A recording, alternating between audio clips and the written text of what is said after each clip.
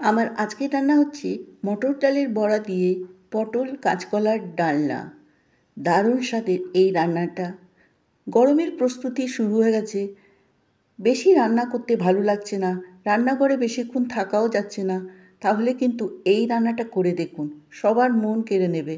দারুণ স্বাদের এই রান্নাটা একবার হলেও করুন, প্রথম থেকে শেষ পর্যন্ত অবশ্যই দেখবেন। এখানে আমি মটর ডাল রাত্রে ভিজিয়ে রেখেছিলাম, এরপর জল ঝরিয়ে ধুয়ে রেখেছি। তারপর আদা, কাঁচা লঙ্কা আর সামান্য নুন দিয়ে আমি এটাকে পিষে নেব।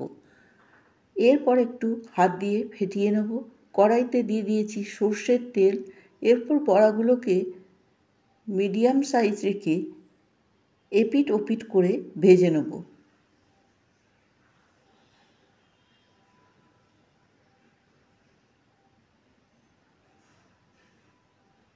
দারুণ স্বাদের এই রান্নাটা ভাতের সঙ্গে কিন্তু অসাধারণ লাগবে।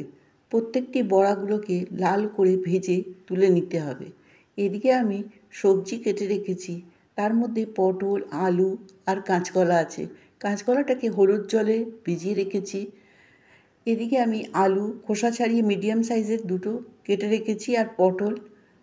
এরপর যে তেলটা বেঁচেছিল সেই তেলের মধ্যেই আমি পটল আলুটাকে নেড়ে চেড়ে ভেজে নেব।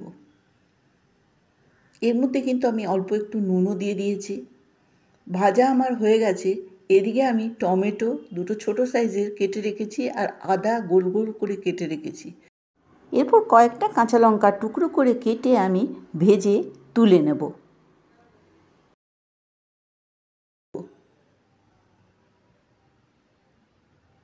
তারপর আমি টমেটো, আদা আর কাঁচা লঙ্কা তিনটেই আমি একসঙ্গে মিহিন করে পিষে নেব।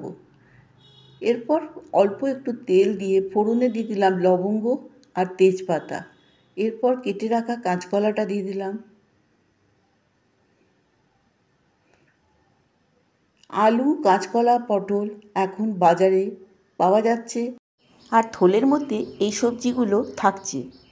এটা একদমই বানিয়ে নেওয়া যায়, আর সবার খুশি খুশি খেয়ে নেবে। বাড়িতে ভাতের সঙ্গে দারুণ লাগবে এই রান্নাটা। এরপর দিয়ে দিলাম দু তিনটে ছোটো এলাচ মুখটা খুলে।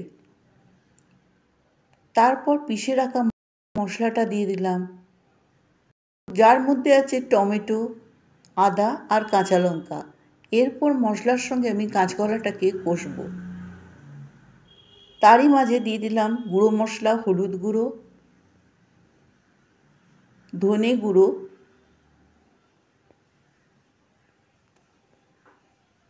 আর জিরে গুঁড়ো, আর দিয়ে দিলাম 1 চিমটি হিং। এটা কিন্তু সম্পূর্ণ নিরামিষ রান্না। এইরকম নতুন রকম একটা রান্না করলে সবারই ভালো লাগবে। এরপর স্বাদ মতো নুন দিয়ে আমি বেশ মশলাটাকে কষবো কলার সঙ্গে।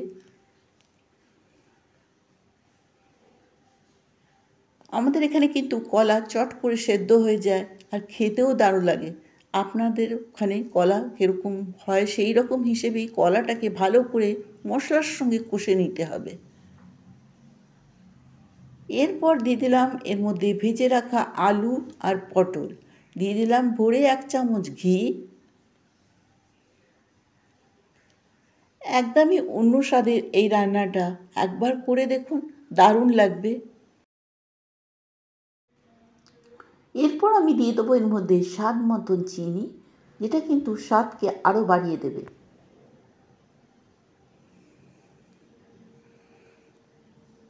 বেশ কষা কষা হয়ে গেছে। যখন এই পর্যায়ে আসবে তখন দিয়ে দেবো এর মধ্যে জল। অবশ্যই রান্নাটা একটু ঝোল ঝোল হবে, তার জন্য আমি কিন্তু এখানে গরম জল ব্যবহার করেছি। এরপর আমি ঢেকে এটাকে 15 মিনিটের জন্য রান্না করব একদম লো ফ্লেমে।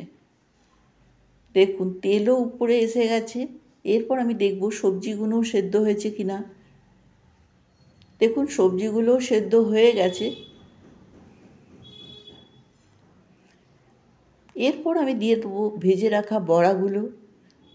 তবে একটা কথা, এই বড়াগুলো দিয়ে কিন্তু বেশিক্ষণ ফোটাতে যাবেন না, তাহলে কিন্তু পুরো গুঁড়ো হয়ে যাবে। বড়াগুলো দিয়েই ফ্লেমটাকে অফ করে দিতে হবে আর ঢেকে আমি 10 মিনিট স্ট্যান্ডিং টাইম দেবো, তাহলেই আমার রান্না রেডি হয়ে যাবে। গরম ভাতের সঙ্গে পরিবেশন করব। আজকের রান্নাটা দেখার জন্য আপনাদেরকে অনেক ধন্যবাদ জানাই। রেসিপিটা ভালো লাগলে অবশ্যই লাইক কমেন্ট করবেন। কেমন লাগলো এই নতুন রকম রেসিপি? আবার কোনো নতুন রান্না নিয়ে আপনাদের সঙ্গে দেখা হবে। ভালো থাকবেন, সুস্থ থাকবেন।